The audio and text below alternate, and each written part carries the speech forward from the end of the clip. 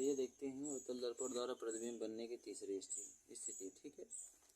तो तीसरी स्थिति में जब वस्तु वक्रता केंद्र पर रखी गई हो, कहाँ पर रखी गई हो, वक्रता, जब वस्तु वक्रता केंद्र पर रखी गई हो तब। ध्यान दीजिए, एक वस्तु हम ये वक्रता केंद्र है, इस पर रखते हैं ए और बी। ठीक,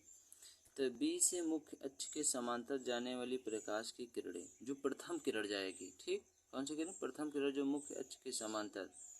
जाने वाली प्रकाश की किरणें अवतल दर्पण के प्रवर्तन के पश्चात, तल से प्रवर्तन के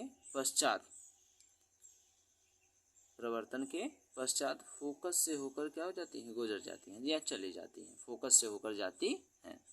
तो अब ध्यान दीजिएगा, जब दूसरी किरण जाएगी, कौन सी किरण, दूसरी किरण, ध्यान दीजिएगा, जब पहली किरण मुख्य अक्ष के समांतर बी ई वाली जो किरण है, कौन वाली, बी और ई वाली किरण, जो जब मुख्य अक्ष के समांतर जब जाती है तो प्रवर्तन के पश्चात, किसके पश्चात, प्रवर्तन के पश्चात,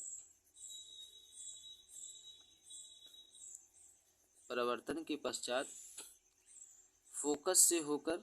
चली जाती है, किससे होकर जाती है, फोकस से होकर चली जाती है। ठीक, लेकिन जब प्रकाश की जो दूसरी किरण होती है, कौन सी किरण, दूसरी किरण, तो ये भी फोकस से होकर जाती है, जो दूसरी किरण है ये फोकस से होकर जाती है प्रवर्तन के पश्चात, किसके पश्चात, प्रवर्तन के पश्चात, या भी जब दूसरी किरण जाती है फोकस से तो ये प्रवर्तन के पश्चात ये भी मुख्य अक्ष के समांतर हो जाती है। जब दूसरी किरण फोकस से होकर जाती है तो प्रवर्तन के पश्चात, किसके पश्चात, प्रवर्तन, यहाँ देखिएगा जिस बिंदु से ये प्रवर्तन जहाँ पे हो रहा है उसका नामकरण हमने जी कर दिया है, तो ध्यान दीजिएगा, प्रवर्तन के पश्चात, किसके पश्चात, प्रवर्तन के पश्चात मुख्य अक्ष के समांतर चली जाती हैं। और जब जो फोकस बी मुख्य अक्ष के समांतर जो आई हैं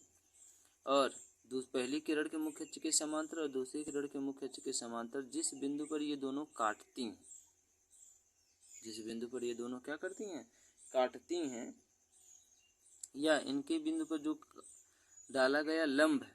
डाला गया क्या है, लंब है, वही हमारा प्रतिबिंब है, प्रतिबिंब बना है, जो कि वक्रता केंद्र का हमने बताया था। जब हम पहली हमारी वीडियो जो आप देखे होंगे उसमें बताए रहे होंगे कि वक्रता केंद्र का प्रतिबिंब वक्रता केंद्र पे ही बनता है, उसके समान होता है। ठीक है, कहीं और नहीं बनता है, ठीक ना। तो वक्रता केंद्र जो है, वक्रता केंद्र पर जब कोई वस्तु रखी गई हो तो उसका प्रतिबिंब वक्रता केंद्र पर ही बनता है, और जितना बड़ा जितनी बड़ी हम वस्तु रखते हैं उतना बड़ा ही उसका प्रतिबिंब बनता है, ये बात याद रखिएगा। और ध्यान दीजिएगा, जो वक्रता केंद्र पर जब किसी वस्तु का प्रतिबिंब बनेगा तो वस्तु के आकार का बनेगा, ठीक है, वस्तु के समान बनेगा, उसी आकार का बनेगा, लेकिन वास्तविक उल्टा बनेगा। कैसा बनेगा, उल्टा, ध्यान दीजिएगा, वास्तविक उल्टा बनेगा। ठीक है, वस्तु के समान का ही होगा, वह जो वस्तु जितनी बड़ी हम वस्तु रखेंगे उतना बड़ा ही प्रतिबिंब बनेगा, लेकिन क्या बनेगा, उल्टा बनेगा। ठीक है, तो चौथी स्थिति जानने के लिए अगली वीडियो देखें।